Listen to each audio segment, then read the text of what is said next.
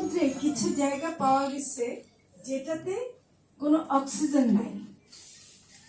তার মানে কোনো প্রাণী সমুদ্রের মধ্যে এরকম খুব খুব অনেক জায়গায় oxygen, no oxygen zone, oxygen minimum zone এরকম পাওয়া গেছে। এবং এটার একটা কারণ হিসেবে বলছে যে এই যে সারা দেশে আমরা ইউরিয়া সার ব্যবহার করি, সেই সারটা যে গড়াতে গড়াতে শেষ পর্যন্ত সমুদ্রে যায়, ওর মধ্যে যে নাইট্রোজেন থাকে এটা কিন্তু এখন সমুদ্রে গিয়ে ক্ষতি করছে, বুঝছেন? কাজে আপনি এখানে দিচ্ছেন বলে এখানেই ক্ষতি হচ্ছে তা না, এটা কিন্তু গড়িয়ে গড়িয়ে অনেক দূরে চলে যাচ্ছে এবং এটা সব কিন্তু ঘুরে ফিরে আবার আমরা মানুষের পেটেই আসছে। কারণ আমরা সমুদ্রেরও মাছ খাচ্ছি, আমরা নদীর দূষণ হয়ে গেছে, তো কোনোটাই আমার কিন্তু মানে ঠিক নাই।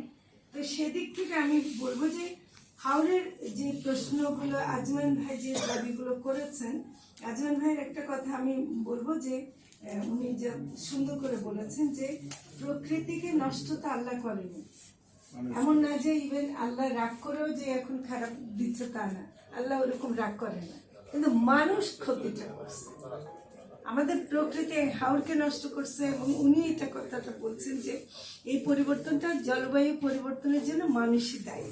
এবং এইটা কিন্তু তারপর এসে দেখেন আপনাদের কথার মধ্যে কোম্পানিগুলো কিভাবে জোর করে বীজ দিয়ে যাচ্ছে, তো এটা বন্ধ করতে হবে। উনি আরেকটা বলেছেন পর্যায়ক্রমে শস্য উৎপাদন, এটাও অনেকের ক্ষেত্রে, কারণ আমরা একটা ফসলের উপর যদি শুধু নির্ভরশীল হয়ে যাই তাহলে ওটা ক্ষতি হলে সব শেষ।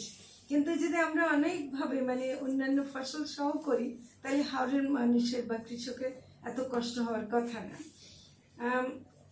হাওর যে ভরাট হয়ে যাচ্ছে, আগে যে আমাদের মেঘালয় থেকে যে পানিটা আসতো এবং এটা ভালো ছিল, পলি আসতো, এখন আসে বালি, পলি আসে না। তো বালি যদি আসে তাহলে তো ওটা তো কিছুই করা যাচ্ছে না, উল্টা আমার এখানে ওটা আরো প্রতিবন্ধকতা সৃষ্টি করছে।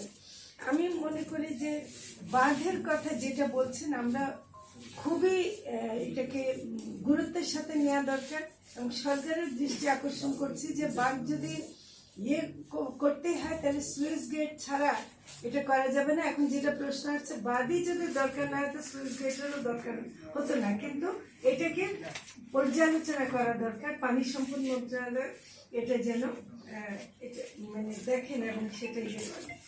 আর